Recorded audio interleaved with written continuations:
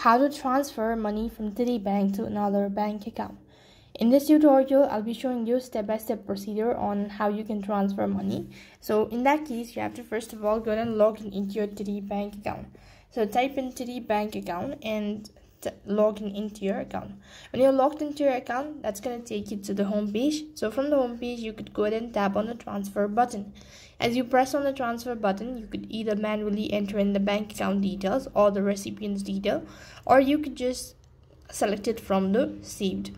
When you've actually entered the following information, moving on to the next procedure, enter the exact amount that you want to transfer and write a note all of that, and you could just continue the transaction by confirming and reviewing all of the terms and procedure.